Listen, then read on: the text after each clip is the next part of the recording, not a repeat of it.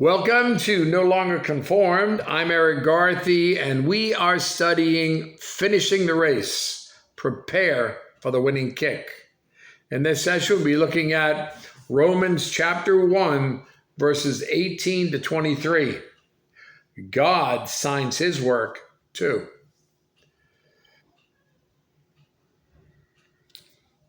If you look around the room that you're sitting in, you're going to see that there are items, chairs, tables, other items that were made by someone. It's obvious that someone designed them and made them. Although in most cases, you don't know that person. You don't know that designer. You've never met that person. But by looking at those items, you can see clearly that someone made them, that someone designed them, even though you can't see that person or that builder. Look at Romans chapter 1, verses 19 to 20. What may be known of God is manifest in them, for God has shown it to them. For since the creation of the world, his invisible attributes are clearly seen, being understood by the things that are made, even his eternal power and Godhead, so that they are without excuse. Many people don't want to believe in God, but if they're willing to believe, God has supplied lots of evidence. We are without excuse. Those willing to look can see God's signature, but the unwilling are unconvinced of the truth, no matter how much evidence exists. First, the law of God is written in his universe. Verse 18, for the wrath of God is revealed from heaven against all ungodliness and unrighteousness of men who suppress the truth in unrighteousness. God's wrath on sin will come to earth from heaven. Suffering follows sin. It is God's order. Break the laws of agriculture, crops fail. Break the laws of architecture, buildings fall. Break the laws of health, the body suffers. The construction of the world shows us what God is like. His love warns us of coming destruction. John 3:16, for God so loved the world that he gave his only begotten Son, that whoever believes in him should not perish, but have everlasting life. Listen, if a house is on fire, love means we must wake up the occupants and get them out of the house. Second, the signature of God is etched on his creation. Verses 19 and 20 again. Because what may be known of God is manifest in them, for God has shown it to them. For since the creation of the world, his invisible attributes are clearly seen, being understood by the things that are made, even his eternal power and Godhead, so that they are without excuse. Just consider a few facts with me. Just think about these facts when we consider about God's creation and that he is the designer of this world, this universe, this life. The earth rotates on its axis at about 1,000 miles per hour. If it rotated at only 100 miles per hour, our days and nights would be 10 times as long as they are now. And Earth would alternately burn and freeze. Vegetation couldn't live on the land.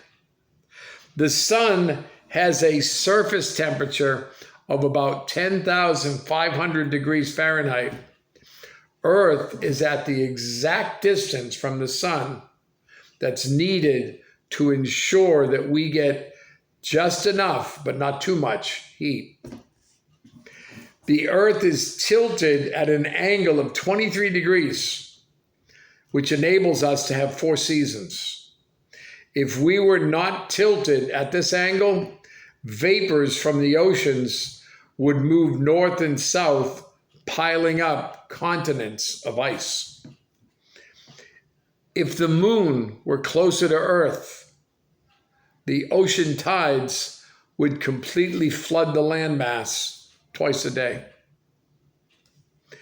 If oceans were just a few feet deeper, the carbon dioxide and oxygen in Earth's atmosphere would be completely absorbed, and no vegetable or animal life could exist on the land. If the Earth's atmosphere were only slightly thinner, many of the meteors which now burn up in space would bombard us, setting fires everywhere. Life as we know it could not exist.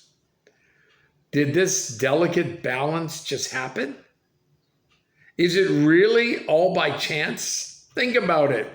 In a state-of-the-art laboratory, the typical biological protein must boil for a minimum of 24 hours in a chemical solution to be thoroughly broken down. If the chemical plant that is our human body, in the chemical plant that is our human body, the same job is accomplished in just 4 hours without the high temperature. Was this by chance, with no plan or design? By some accident with no creator? No. Someone told those cells what to do. Most people now own computers of some sort, a desktop, laptop, smartphone, or smartwatch. The human brain is the most unbelievable computer, and some would have us believe that it was formed by chance, beginning with a cell that had no brain with the ability to plan or design. And then third, the mind of man cannot erase God's mark. Verses 21 to 23. Because although they knew God, they did not glorify him as God, nor were thankful, but became futile in their thoughts, and their foolish hearts were darkened. Professing to be wise, they became fools and changed the glory of the incorruptible God into an image made like corruptible man, and birds and four-footed animals and creeping things. Deep inside, we know that God is. Some may deny it. Some may reject accountability to him, but when faced with the truth, it's almost impossible to ignore God. A skyscraper, very tall building. Its height and walls with steel and building materials constructed together. Miles of plumbing and wiring, heating and air conditioning, elevators moving people up and down the floors. So complicated and amazing. Think of all the detail and intricacy of it.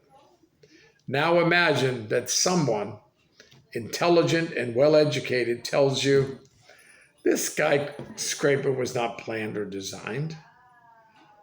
It was not built by an intelligent being. It came up out of the ground and evolved into what you see by chance. Listen, it's easier to believe that a building just rose up by itself than it is to believe that this world, our brains, and our bodies just came into being by chance. How it was created from nothing, I don't understand. But one thing is obvious. This whole creation, everything around us, bears the signature of God. Do you know God? Do you have a personal relationship with him through Jesus Christ. You think about that, and you have a great day.